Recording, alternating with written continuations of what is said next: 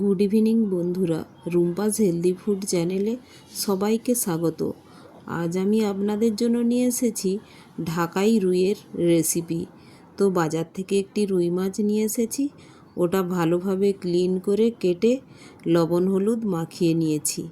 দেখুন এই কয়েকটা পিস নিয়েছি, এতে আমি ঢাকাই রুইটা বানাবো।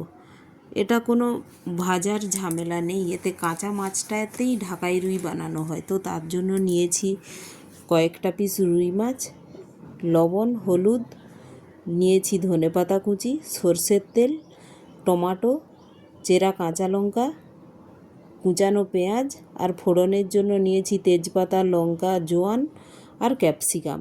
আর এখন আমি কড়াইয়ে গরম হয়ে গিয়েছে, দিয়ে দিলাম সর্ষের তেল। দেখুন এই তেলেই আমার পুরো রান্নাটা হয়ে যাবে।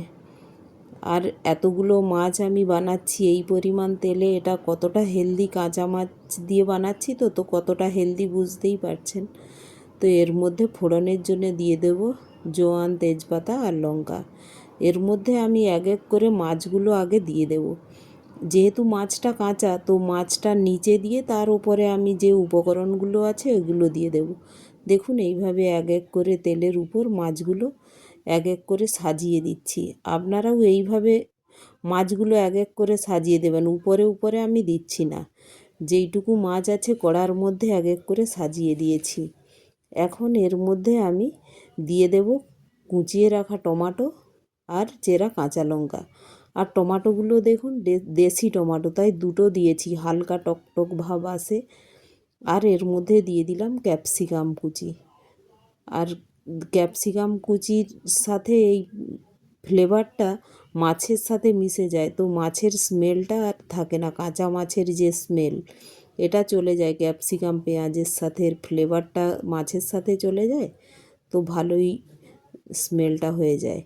আর এর মধ্যে দিয়ে দিলাম স্বাদ মতো লবণ আর পরিমাণ মতো হলুদ, দিয়ে ঢেকে দেব। এখন আমি নাড়ছি না, যেহেতু কাঁচা মাছ তো ভেঙে যাবে। তো দেখুন একটু পরে পরেই এটা ঢাকা খুলে দেখতে হবে যে মাছটা আমাদের নিচে যেন না বসে যায়।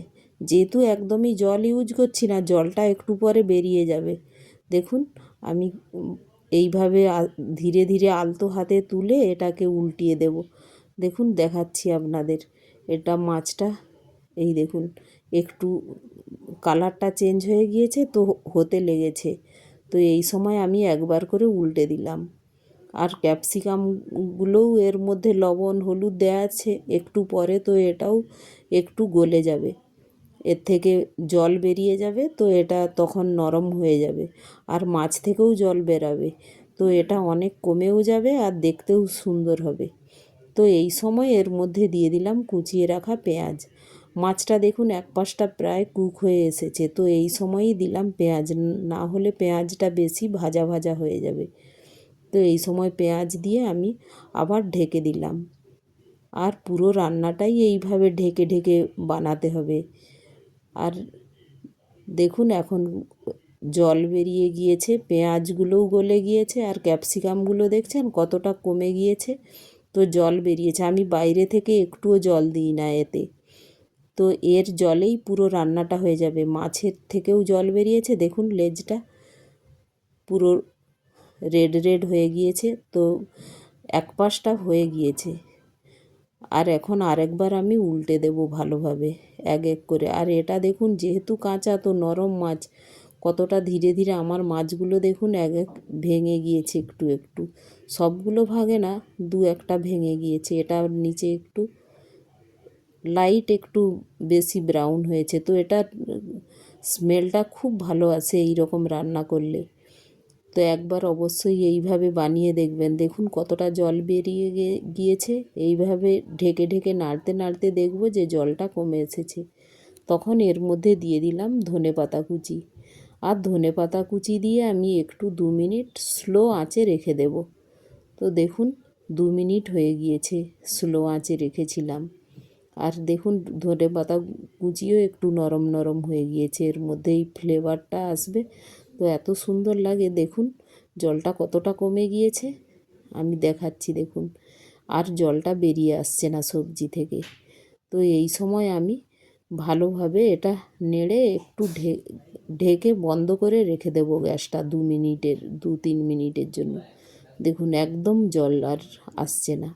আর কত সুন্দর কুক হয়েছে, আর কাঁচা মাছের ফ্লেভার একদম নেই, আপনারা বানালেই বুঝতে পারবেন। আর এতটা টেস্টি হয় এটা, কি বলবো, বারবার বানিয়ে খেতে ইচ্ছে হবে। তো দেখুন 2 মিনিট পরে আমি রেস্টে রেখে দিয়েছিলাম, কালারটা কত সুন্দর এসেছে, দেখেই মনে হচ্ছে খেতে ইচ্ছে করছে দেখুন। আর এই রেসিপিগুলো যদি ভালো লাগে একটি লাইক, শেয়ার ও সাবস্ক্রাইবও করে দেবেন। Thank you.